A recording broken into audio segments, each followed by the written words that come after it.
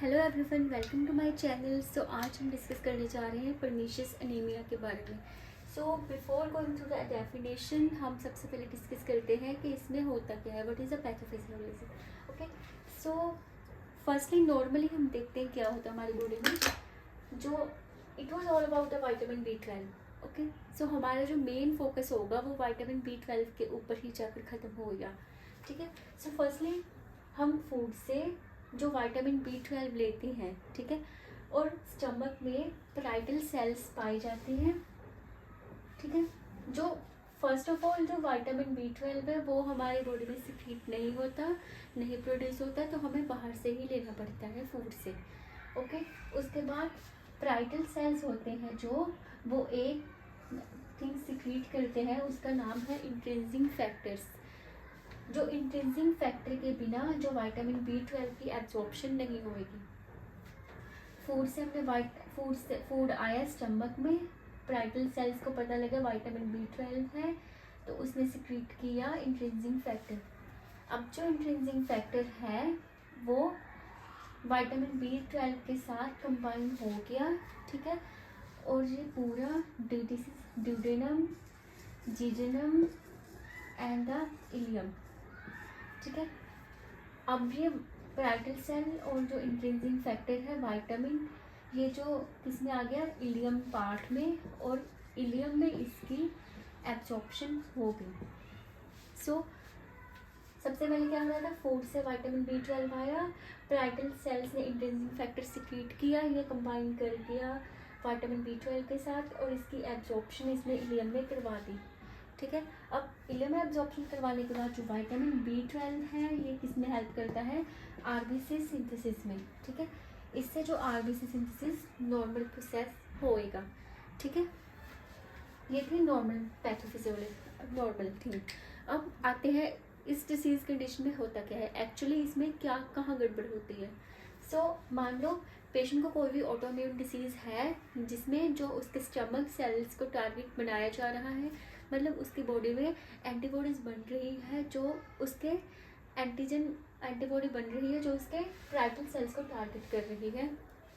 उसके अलावा स्टमक की सर्जरी हुई है पेशेंट की, चाहे कोई GI की डिसीज़ है। ठीक है, इसकी वजह से जो पैराइटल सेल्स मान लीजिए ये डैमेज हो गए, अगर पैराइटल सेल्स नहीं है तो इंट्रिंसिक फैक्टर नहीं सिक्रीट होएगा, अगर इंट्रिंसिक फैक्टर नहीं है जो विटामिन B12 है इसकी एब्जॉर्प्शन नहीं हो पाती। Anaemia is a autoimmune condition जिसमें body don't produce the intrinsic factor which helps in the absorption of the vitamin B12। Pernicious anaemia का जो इफेक्ट है वो mainly nervous system, heart and intestinal system में देखने को मिलता है। फर्स्टली नर्वस सिस्टम में irreversible damage to the nerve cells हो जाता है जिसकी वजह से पैरेस्थीसिया होने के चांसेस होते हैं पेशेंट को, मतलब weakness of the extremities.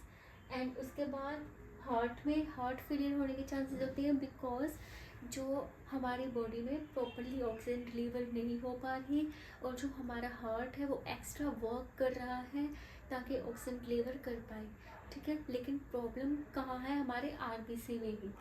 So there might be the chances of the heart failure. And उसके बाद इंटेस्टिनल में जो हमारी टंग के चेंजेस देखने को मिल सकते हैं वो स्वॉलन टाइप की लग सकती है। और इसके बाद जो हमारे due to the improper oxygen supply जो स्टमक लाइनिंग है वो थिन हो सकती है जिसकी वजह से upset stomach and the stomach cancer भी हो सकता है। ठीक है, उसके बाद हम कैसे डायग्नोज कर सकते हैं परनीशियस एनीमिया को।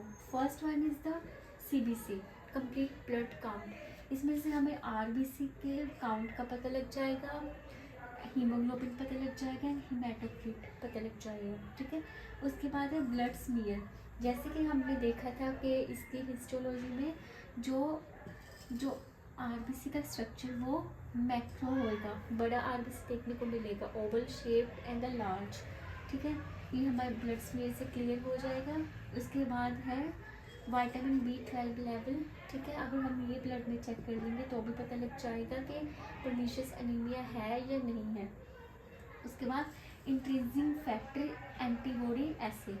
अब इसमें क्या होएगा, हम जो बॉडी में हम देखेंगे कि इंट्रिंसिक फैक्टर के जो अगेंस्ट एंटीबॉडीज प्रेजेंट है या नहीं है, ठीक है, इससे भी पता लग जाएगा। And last one is the bone marrow aspiration, bone marrow से ही एस्पिरेट करेंगे और बायोप्सी लेंगे और इसको हम देखेंगे कि जो आरबीसी का स्ट्रक्चर है वो कैसा है, ठीक है। इससे पहले एक टेस्ट यूज़ होता था, उसका नाम था स्किलिंग टेस्ट।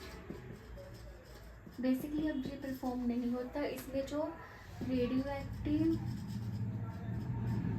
जो विटामिन B12 इंट्रिंसिक फैक्टर के साथ भी और बिना भी हम देते थे और देखते थे कि पेशेंट का यूरिन कलेक्ट किया जाता था और उसके बाद हम चेक करते थे कि विटामिन B12 की एब्जॉर्प्शन हो रही है या नहीं हो रही, ठीक है। तो अभी हम डिस्कस करेंगे what are the sign and symptoms of the pernicious anaemia.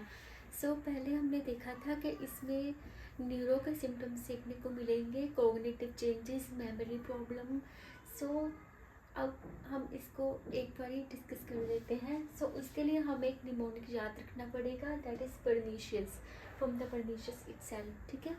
So P से पेल, पेल में जो कलर है ना पेशेंट का, वो पेलर होगा due to the deficiency of oxygen, ठीक है। सो उसके बाद energy gone due to the deficiency of oxygen, patient fatigue feel करेगा। उसके बाद रेड स्मूथ टंग, ठीक है, और inflammation of the tongue, glossitis. Next is numbness and tingling in the hand and feet due to the deficiency of vitamin B12, जो बहुत important है हमारे नर्वस सिस्टम के लिए। और उसके बाद इंटेस्टिनल इशू देखने को मिल सकते हैं, bloating, constipation, indigestion, confusion, increase sadness और depression, loss of appetite, unsteady gait, and last one is shortness of breath with activity due to the deficiency of oxygen. Oxygen proper नहीं पहुंच पा रही, सो हमारे जो हार्ट है वो काम करेगा ज़्यादा और लंग्स भी जल्दी ग्रास्प करने की कोशिश करेगा ऑक्सीजन को, सो शॉर्टनेस ऑफ ब्रेथ देखने को मिल सकती है, ओके। सो उसके बाद अब आते हैं नर्सिंग एंड इंटरवेंशंस की तरफ। हमें पेशेंट को क्या क्या एजुकेट करना है और हमें क्या क्या करना है एज अ नर्स।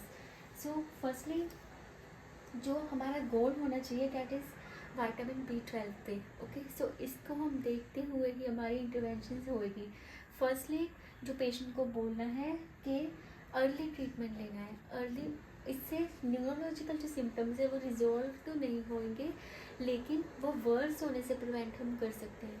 उसको वार्निंग साइंस बताने हैं कि उसको कब मेडिकल अटेंशन सीख करनी है, कब डॉक्टर के पास जाना है, जैसे जब शॉर्टनेस ऑफ ब्रीथ और जो वर्स होने लग गई उसकी टिंगलिंग, नर्वनेस, ठीक है, पैरासीज़ा वर्स होने लग गया तो उसे डॉक्टर से कंसल्ट करना है। सो ये सब कंडीशन हमें एजुकेट कर भेजना है पेशेंट को। सो इसमें आता है first point is administer vitamin B12 injections. Most of the cases जो ओरली जो मेडिकेशन देते हैं उसमें जो विटामिन B12 है वो एब्जॉर्ब नहीं हो पाता क्योंकि जो इंट्रिंसिक फैक्टर है वो नहीं प्रोड्यूस हो पाता। सो इसलिए हमें IM इंजेक्शन पेशेंट को देना है। ये पहले तो वीकली होता है, उसके बाद मेंटेनेंस के लिए मंथली दिया जाता है, okay. So next point is educate on safety, ठीक है। इसमें साइन एंड सिम्टम में हमने देखा जैसे पेशेंट फैटिग है, ठीक है, उसके hand and feet numbness, tingling है, अनस्टेडी गेट है। सो हमें एजुकेट करना है पेशेंट को, ठीक है, ऑन द सेफ्टी, ठीक है। और उसके बाद डाइट, हमें पेशेंट को बोलना है कि folic acid, vitamin C, iron जो RBC के प्रोडक्शन में हेल्प करती है, जो RBC के लिए हेल्दी RBC के लिए ज़रूरी है, हमें वो वाली डाइट लेनी है। सो उसके बाद ओरल हाइजीन, जैसे कि हमने साइन सिम्टम में देखा था कि जो टंग है वो उसकी इन्फ्लेमेशन हो सकती है, ठीक है, एंड जो माउथ सोरनेस भी देखने को मिल सकती है पर्नीशियस एनीमिया में। सो हमें एजुकेट करना है oral. So it was all about the pernicious anemia, sign and symptoms, nursing management. So if you have any doubt, then you can leave the comment on the comment section. So thank you for watching.